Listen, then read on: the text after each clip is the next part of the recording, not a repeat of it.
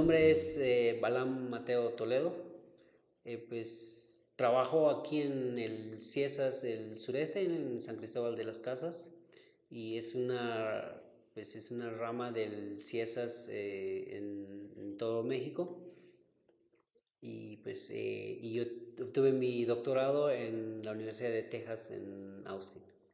Y entonces en la institución soy profesor investigador en el programa de lingüística indoamericana, que tiene una parte del programa de maestría y programa de doctorado. Para el proyecto sobre cláusulas relativas libres estoy trabajando ahorita sobre el Canjobal.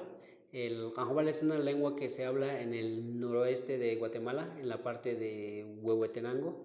Se habla en 4 municipios: Santa Eulalia, Santa Cruz Barías, San Juan Ixcoy y San Pedro Soloma.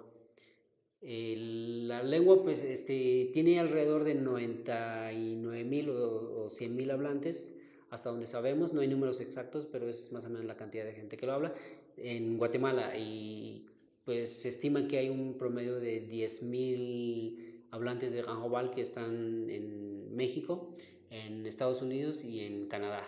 Entonces son los 3 lugares donde se encuentran también los Canjobales. Cuando Pues Canjobal es mi lengua nativa. O sea, yo empecé, aprendí Canjobal desde muy pequeño, fue mi lengua materna.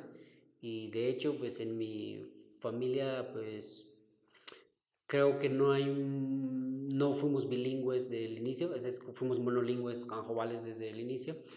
Eh, y desde pequeño, pues con mi abuelo era uno de los primeros maestros de la comunidad. Entonces él enseñaba acateco, y de hecho yo aprendí a escribir primero acateco porque él era un maestro de castellanización, que era un programa enfocado a enseñar lengua indígena. Entonces yo aprendí acateco con él al principio, pues eso, y pues eso fue como aprendí la lengua.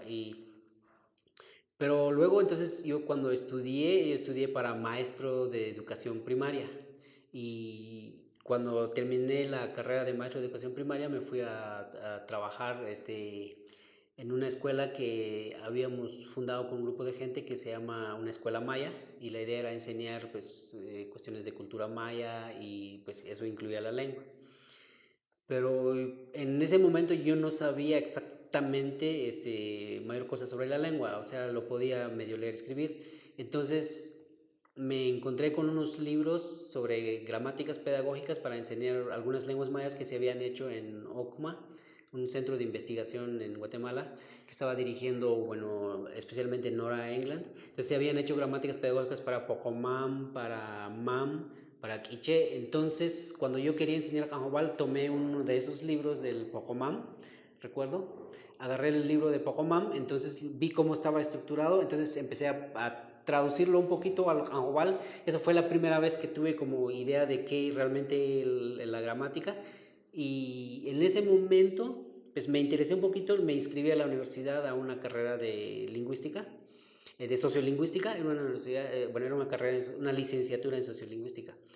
Entonces tomé pues esa clase, y luego entonces empecé a ver que pues había algo de interesante por ese lado.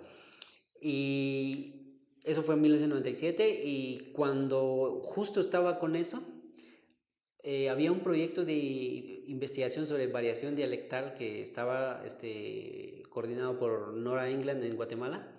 Entonces me enteré de ese proyecto y dije, bueno, quiero participar en ese proyecto. Y entonces me fui a buscarlos directamente, y también ellos tenían un proyecto de buscar gente para trabajar en 2 años en ese proyecto, y que iba a haber un entrenamiento en lingüística. Entonces fue como me interesó un poco como me enteré de que un poco más o menos, pues que las lenguas pues tienen un poco más de gramática, tienen estructura.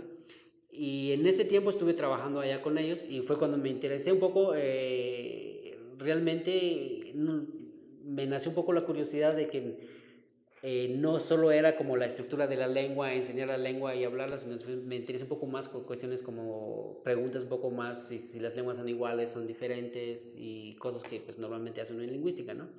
Fue como me llamó más la atención, y fue cuando empecé a buscar la posibilidad de ir a estudiar lingüística en general. Entonces, y desde ese momento pues he estado trabajando con Anjobal específicamente, pero también estuve trabajando con Aguacateco en Guatemala, con un poquito con Popti, un poquito con Acateco también y algo de Chuj.